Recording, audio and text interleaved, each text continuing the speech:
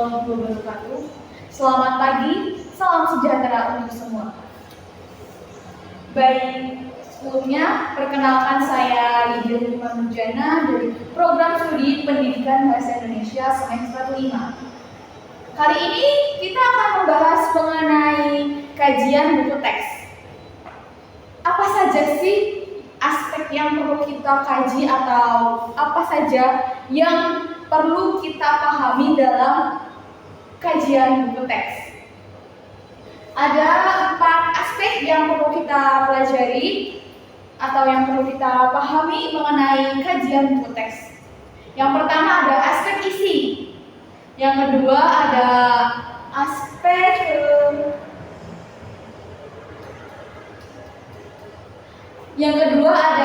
penyajian, ketiga ada aspek kebahasaan, dan keempat ada aspek kegrafikan.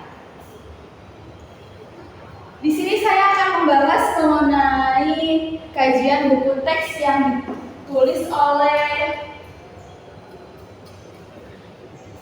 oleh Hemi, Marwati, dan Ki Waskita Ningtyas dengan judul buku teks tersebut yaitu Cerdas, Cergas Berbahasa dan Bersastra Indonesia khusus SMA dan SMK kelas 11. Saya menemukan buku ini yang bersumber dari aplikasi PMM, yaitu yang dikeluarkan oleh Kurikulum Merdeka.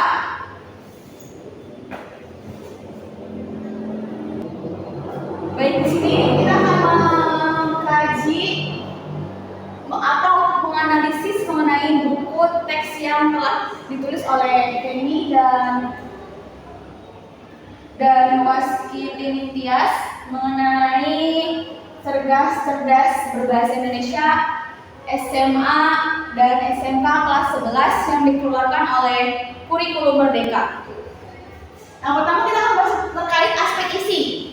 Aspek isi berisi kesesuaian dengan kurikulum, kedalaman materi, dan juga keakuratan informasi serta kebermaknaan. Baik, apa saja sih yang ada di dalam aspek isi yang tentang buku Cerdas, Cerdas Berbahasa Indonesia dan Bersastra Indonesia? Kita akan melihat aspek isi, yaitu kesesuaian dengan kurikulum. Buku ini sesuai dengan kurikulum mereka yang berbasis proyek. Ya, buku yang ditulis oleh Hemi itu sudah sesuai dengan kurikulum Merdeka berbasis proyek, dan ada juga P5-nya. Misalnya pada bab mengenai pembuatan poster dan teks argumentatif. Poster yang disajikan berupa poster Pancasila dan juga ada teks argumentasi berupa kearifan lokal. Di sana tuh di dalam buku tersebut tuh disajikan seperti tarian-tarian itu dalam aspek teks argumentasi. Selanjutnya kita akan membahas mengenai kedalaman materi. Materi apa saja sih yang terkait dalam buku Cerdas, Cergas Berbahasa dan Bersastra Indonesia yang ditulis oleh Hemi. Kedalaman materi di sini itu materi yang disajikan cukup mendalam dan mencakup berbagai genre teks seperti teks argumentasi, teks berita, teks cerpen, teks puisi, dan ada buku ini mencakup penulisan karya ilmiah. Ya, seperti pada kurikulum Merdeka itu kita kan berbasis proyek, dan dalam buku tersebut sudah disajikan data-data penulisan karya ilmiah. Dalam kedalaman materi ini juga buku ini menyajikan konteks sosial seperti pada bab 3 yang membahas mengenai teks berita. Dalam bab 3 itu ada teks berita, dan teks beritanya itu mengenai tarian-tarian tradisional, mengenai budaya yang ada di Indonesia. Misal budaya Indonesia itu ada tarian tradisional dan sebuah adat istiadat, kebiasaan yang dilakukan oleh dalam suatu golongan ataupun masyarakat. Selanjutnya kita akan membahas mengenai keakuratan informasi. Dalam buku Cerdas Berbahasa ini ada beberapa informasi mengenai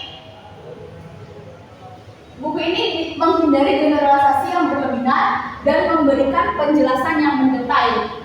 Misalnya, pada bab mengenai teks puisi, disajikan berupa scan yang dapat diakses melalui digital. Nah, laporan informasi ini, buku Cerdas itu disajikan scanan, jadi para siswa ataupun guru bisa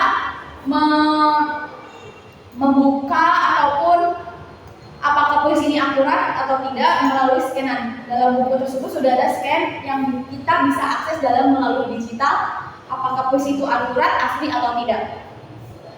Dan yang dalam aspek isi itu terakhir ada kebermaknaan. Maknanya apa sih buku ini tuh? Seperti apa makna yang terkandung dalam buku Cerdas Berbahasa Indonesia dan Bersastra Indonesia kelas 11 SMA dan SMK. Ada kebermaknaan di sini tuh di siswa untuk berpikir kreatif dan kritis. Misalnya pada bab mengenai teks argumentasi dan bab mengenai teks berita, pada bab tersebut menyajikan sebuah berita mengenai kecintaan terhadap tanah air yang dapat diterapkan dalam kehidupan sehari-hari, serta adanya pembuatan poster mengenai tata cara sederhana yang dapat siswa lakukan di kehidupannya. Dalam kebermaknaan tentunya kita tuh dalam buku ini sudah sesuai maknanya. Ada teks yang bisa ada sebuah poster yang tata cara membuat ini, dan dalam poster tersebut ada mengenai COVID-19. Nah, poster tersebut tuh ada tata cara untuk menghindari ataupun mencegah terkenanya COVID-19. Nah, itu bisa kita terapkan di kehidupan sehari-hari. Yang kedua ada aspek penyajian. Aspek penyajian itu mencakup sistematika penulisan, metode penyajian, kreativitas dan inovasi, serta interaktif. Dalam aspek penyajian ini, sistematika penulisan buku ini disusun dengan sistematika yang jelas. Sistematikanya disusun dengan jelas, sistematis, dan ada berupa tujuan pembelajaran, materi pokok, serta evaluasi yang dapat guru lakukan terhadap siswa. Namun di sini juga terdapat saya membaca itu kurang, ada salah satu bab yang kurang tepat dengan subbabnya. Jadi subbabnya ini namun subbabnya seperti ini. Agak kurang tepat pada bab pertama. Mohon maaf, yang saya baca tuh menurut saya tuh kurang tepat. Yang kedua itu ada metode penyajian. Buku ini menggunakan berbagai metode penyajian, termasuk ada narasi, eksposisi, dan tugas-tugas yang interaktif. Tugas-tugas yang interaktif itu melibatkan para siswa. Contohnya interaktif pada pembuatan teks berita, di mana siswa itu ada tata cara dalam membuat flow dan mengenai bagaimana cara jurnalistik itu seperti apa, berita yang bagus itu seperti apa. Siswa bisa melakukannya di kehidupan sehari-hari. Bagaimana membuat vlog yang baik dan benar, bagaimana menyajikan berita yang baik dan benar. Dalam buku tersebut sudah tertera jelas juga. Kemudian ada kreativitas dan inovasi. Sudah kita bahas terkait metode penyajian. Ada kreativitas dan inovasi. Buku ini menyertakan berbagai aktivitas kreatif seperti proyek kelompok. Buku ini sudah menyajikan kreativitas kreatif seperti proyek kelompok. Lalu ada studi kasus dan presentasi yang mendorong siswa untuk berpikir kreatif dan bekerja sama. Kreativitas dan inovasi ada berupa proyek kelompok serta ini dalam buku ini tersebut sudah tertera jika ada penulisan karya ilmiah, otomatis siswa diminta untuk mencari studi kasus yang baik seperti apa, diberpikir kreatif dan inovasi. Ada juga pada teks berita pembuatan flow. Selanjutnya yang dalam aspek penyajian yang terakhir itu ada interaktivitas. Buku ini juga sudah menyajikan berbagai kreativitas seperti latihan soal, proyek yang mendorong siswa untuk aktif dan berpikir kreatif. Misalnya pada bab itu ada tidak hanya menyajikan sebuah pemahaman siswa, melainkan siswa itu diminta untuk menerapkan pengetahuan, tidak hanya pemahaman, melainkan pengetahuan terkait menerapkan, tidak hanya menguji pemahaman mereka, tetapi pengetahuan mereka dalam konteks nyata. Yang ketiga itu ada aspek bahasa dan dipahami. Bahasa yang digunakan dalam buku ini tuh mudah dipahami, cocok untuk anak SMA. Dan saya baca sebagai anak kuliahan itu menggunakan kalimat-kalimat yang sederhana dan langsung serta mudah dipahami bagi pembacanya, terutama pada tingkat SMA dan SMA. Selanjutnya itu kemampuan bahasa. Buku ini tuh sudah sesuai dengan kebahasaan Indonesia, yaitu tata ejaan bahasa Indonesia. Sudah cukup jelas dipaparkan jika kemampuan bahasa itu dalam buku tersebut sudah jelas dan sesuai dengan tata ejaan baku berbahasa Indonesia seperti pada penulisan karya ilmiah dan berita.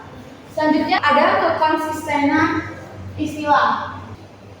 Dalam buku tersebut, istilah-istilah tersebut seperti struktur teks sudah sesuai, dan misalnya pada bab pertama dan bab terakhir itu tidak ada suatu kata yang melenceng, sesuai dari bab 1 dan sampai bab terakhir kata-katanya konsisten, tidak ada yang tidak konsisten. Selanjutnya ada kejelasan.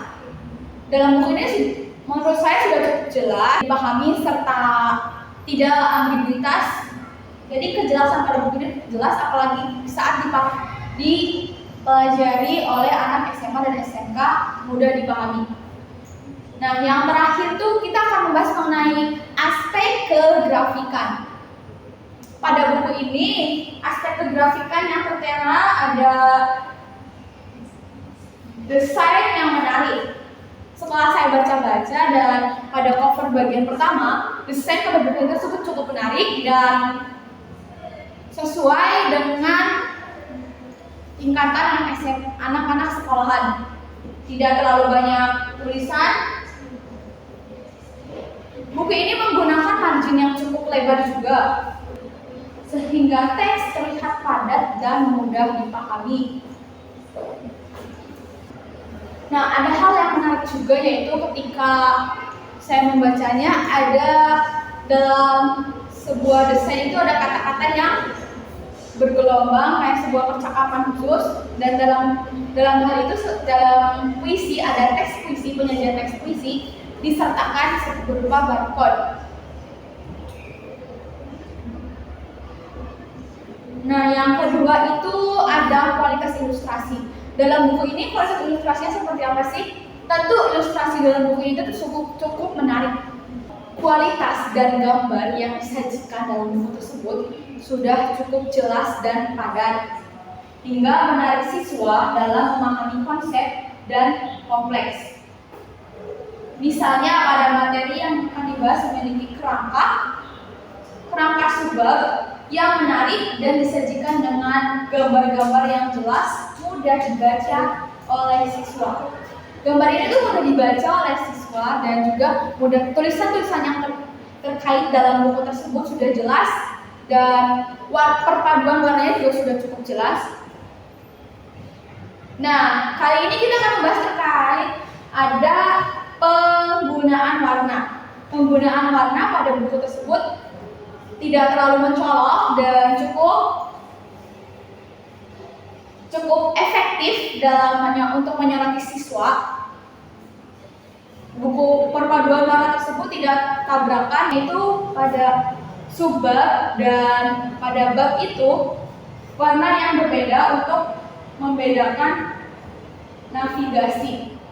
Jadi antara bab dan subbab itu memiliki warna yang berbeda agar siswa itu bisa paham mengenai navigasinya. Oh, bab misal pada warna bab ketiga itu menggunakan warna biru dan subbabnya itu menggunakan warna kuning. Jadi ada perbedaan mengenai bab dan subbab. Dalam buku tersebut tuh sudah cukup efisien karena perpaduan warnanya juga tidak mencolok.